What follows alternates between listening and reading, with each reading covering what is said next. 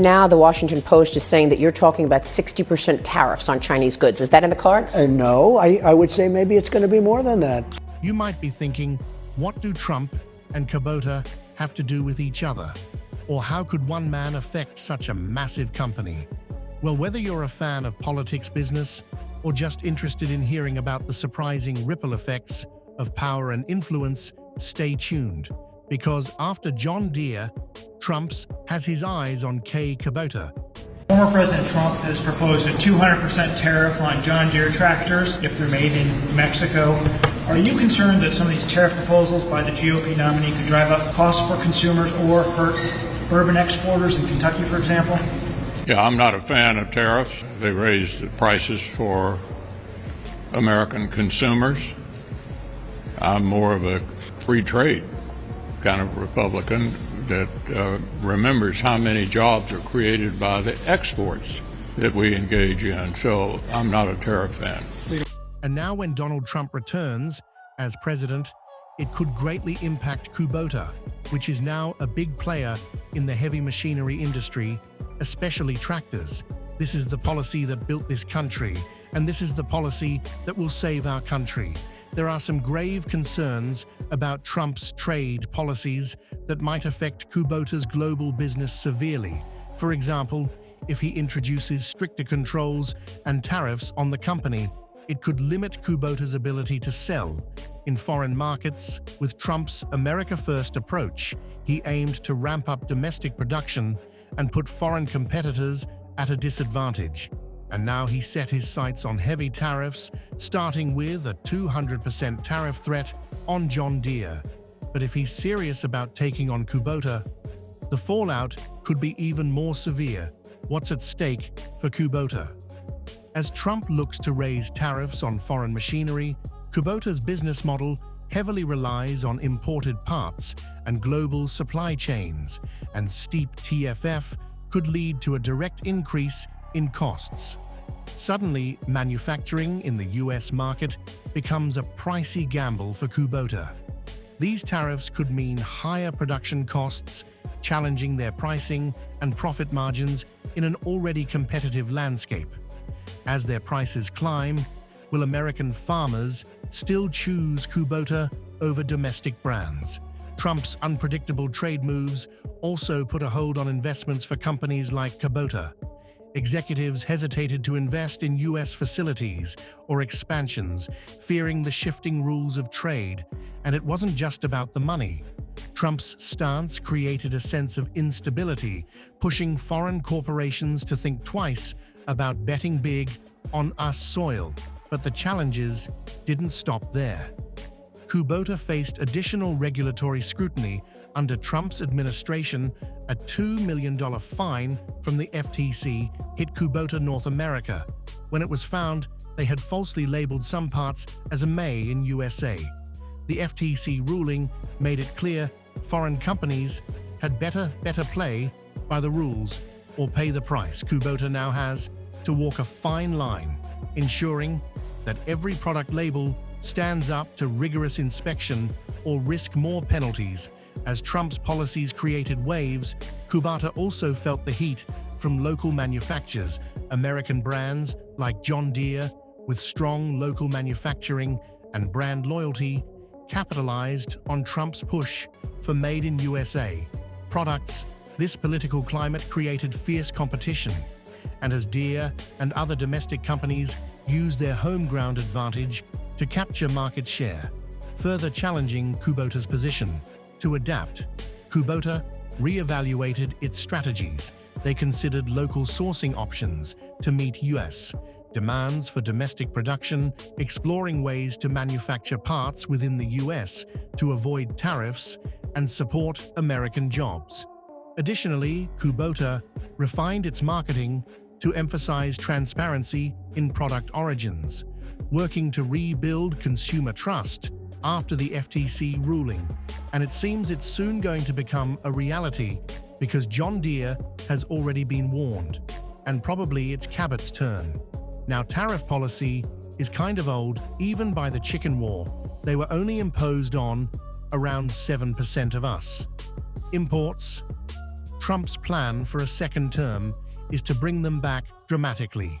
Additionally, Trump's potential policies on international trade, especially with China, could have a big effect on Kubota's operations around the world. His administration may put aggressive tariffs back in place, especially on goods coming from China, which might make it more expensive for Kubota to get the parts and materials it needs.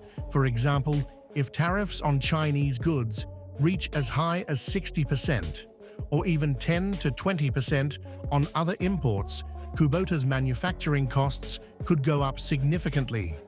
This increase in cost could make it harder for Kubota to compete with other companies in the international market. Presidency might boost sales in the US. It could create challenges for Kubota's operations and competitiveness in other parts of the world. In contrast, if Donald Trump focuses on increasing manufacturing within the United States, Kubota could find new chances to sell more of its products in the US. By promoting the benefits of locally made equipment, Kubota could appeal to American buyers who prefer products made domestically. Additionally, if Trump's policies lead to more spending on infrastructure projects and housing development, there may be a rise in the demand for heavy machinery, which could directly boost Kubota's used sales. On the other hand, there is a potential downside to these policies. If other countries decide to impose retaliatory tariffs in response to used trade policies, it might hurt Kubota's ability to export its products to those nations. This could especially impact its agricultural machinery, as this part of the business is heavily dependent on international markets. Exports are crucial for Kubota's agricultural machinery sales, so any disruptions could be problematic to cut it short. While Trump's policies offer Kubota some exciting new opportunities to grow within the US, they also bring challenges for its global business. Furthermore, supply chain disruptions can have a big impact on Kubota's global operations, affecting many areas. When the supply chain faces issues, Kubota might experience higher costs, delays in production, and difficulties meeting customer needs. For example, if there are problems in the transportation or logistics systems, the company may not get the raw materials or finished products on time. This could lead to longer delivery times and make it difficult for Kubota to keep up with its production schedules. Another major challenge occurs when there are shortages of important parts, such as semiconductors, which are essential for many of Kubota's machines. Since these components are needed to keep their machinery functioning and integrated with the latest technology, any shortage could slow down or even stop production. Kubota has been trying to increase its production in other countries to reduce risk related to currency changes and supply chain issues, but disruptions make this harder. Relying on suppliers in other countries becomes riskier when there are global supply chain challenges. In addition, the cost of raw materials can go up when supply chains are disrupted, which means Kubota might have to pay more for essential materials. This increase in expenses can reduce profits, making it tougher for the company to compete with others, both locally and globally, to handle these disruptions. Kubota will need to invest in finding multiple sources for supplies and building stronger logistics systems. This way they can keep their operations steady and better handle any future supply chain problems. Kubota uses a few key strategies to manage the process of obtaining raw materials effectively. This approach is vital for keeping its supply chain steady, improving efficiency, and supporting sustainable practices. By carefully considering factors such as fair pricing, supplier relationships, and overall efficiency, Kubota aims to create a reliable system for acquiring the materials it needs for production. Here is an in-depth look at each of the strategies Kubota employs to achieve these goals. First and foremost, Kubota emphasizes fair and competitive procurement. This means they encourage suppliers to compete openly based on specific criteria like quality cost, dependability, and technical capabilities. By evaluating suppliers using these criteria, Kubota can choose the best partners for its supply needs, ensuring they get high-quality materials at competitive prices. The competitive aspect is beneficial for both Kubota and its suppliers, as it pushes suppliers to consistently maintain high standards to secure business with the company. This process of evaluating suppliers on multiple dimensions beyond just price allows Kubota to foster a working relationship based on mutual trust and reliability. It's not just about finding the cheapest supplier, but about identifying those who offer the best balance of price and quality, along with the ability to meet delivery deadlines and provide innovative solutions. This competitive approach creates a positive dynamic where suppliers are motivated to keep improving, and Kubota can feel confident in the quality and reliability of the raw materials they receive. Another essential strategy Kubota uses is building long-term relationships with suppliers.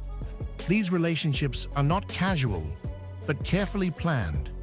Partnerships intended to benefit both Kubota and the suppliers involved. By forming lasting contracts with well-known, dependable suppliers, Kubota can secure a steady flow of materials without having to constantly search for new partners. Long-term contracts lay out the agreed-upon terms for essential aspects of procurement, such as pricing, delivery schedules, and quality standards. When these elements are clearly defined from the start, both parties understand what is expected, which minimizes the risk of miscommunication or unexpected changes. These contracts also build a sense of loyalty among suppliers, making it more likely they will prioritize Kubota's orders during times of supply chain instability or disruptions in the market.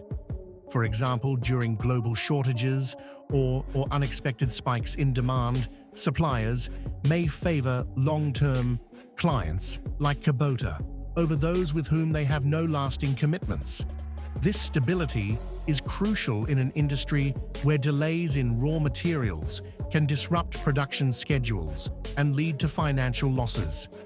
Additionally, this long-term focus gives Kubota a certain level of influence over the production and distribution processes of their suppliers by securing reliable partners through long-term agreements. Kubota can also promote sustainable practices within its supply chain.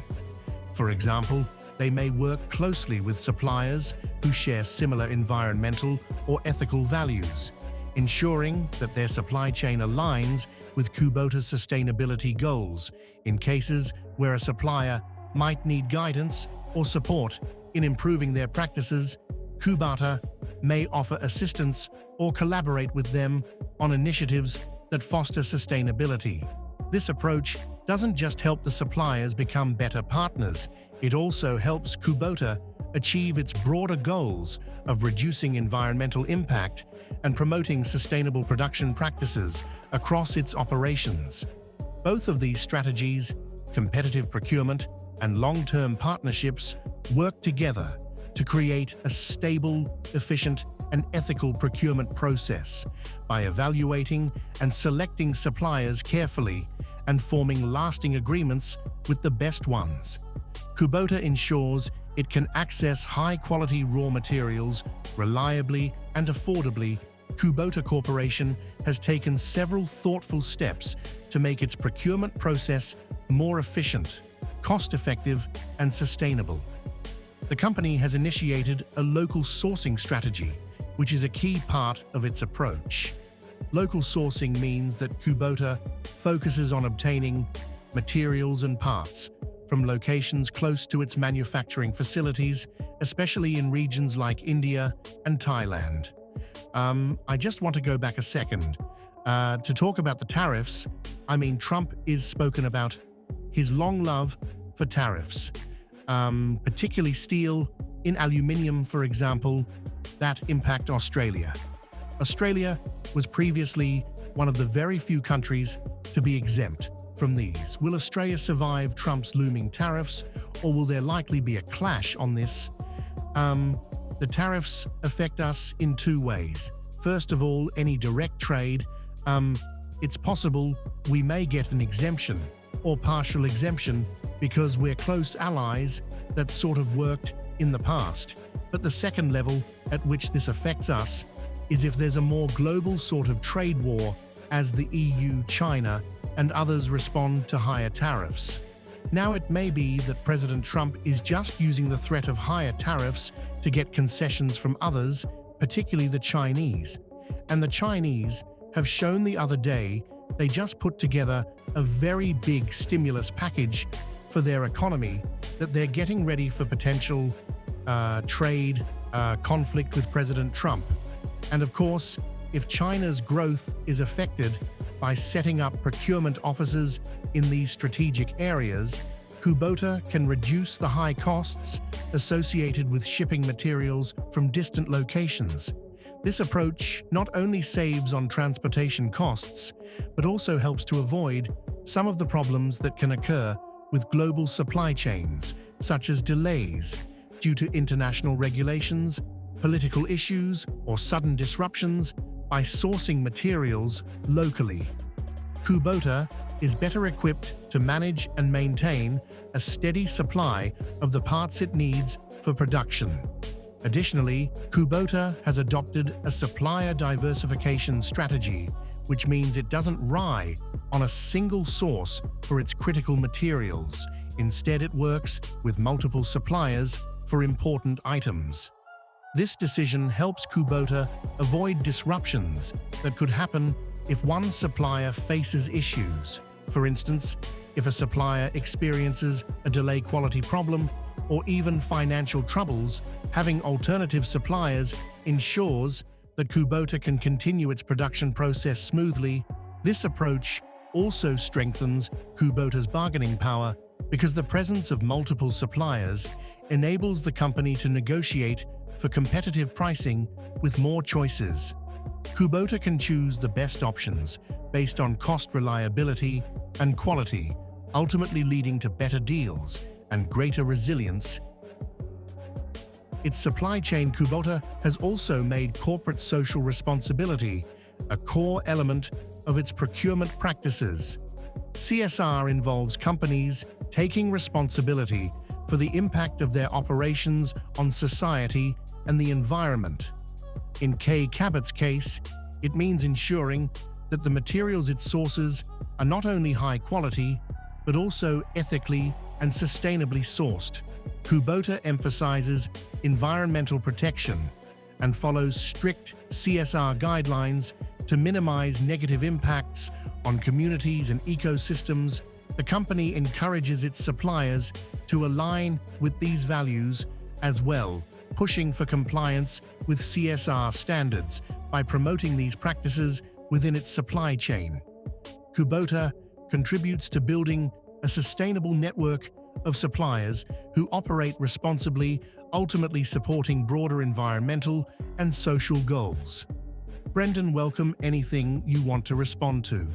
Yeah, I mean, we think taking economic policy from the 1930s is probably a pretty bad idea, especially if you think about some of the most widely owned US stocks or major importers from China, the Walmart, Amazon, Home Depot, and Costco. So we think President Trump will get the best deal that he can from China, but he did do a deal and developed a relationship with President Xi. So we think some of the campaign rhetoric is not likely to become economic reality. What have media reports or the Chinese suggested they might do in exchange if we slap big tariffs on across the board? I mean, I think ultimately US multinationals generate about $500 billion due in China that doesn't show up in export numbers because those goods are made in China from US-owned factories and then sold within China. So do we think there's lots of areas where I'm sure Elon Musk will be telling incoming President Trump that, there's a lot of business interest in China. Moreover, if Donald Trump had not put these high tariffs on these big companies involved in trade, they would have done much better. These extra taxes on goods make it more expensive for companies to sell their products in other countries. Without these tariffs, they would have been able to sell more products overseas at better prices, which would have helped them grow and succeed. Instead, the tariffs put extra pressure on them, causing some to struggle financially and limited their ability to expand and improve. Do you think Trump really wants to destroy Kubota? Or is there more to the story? Thanks for watching. If you found this video helpful, don't forget to give it a thumbs up and subscribe for more insights like this. And let us know in the comments what you think about the impact on Kubota and the industry. See you in the next video.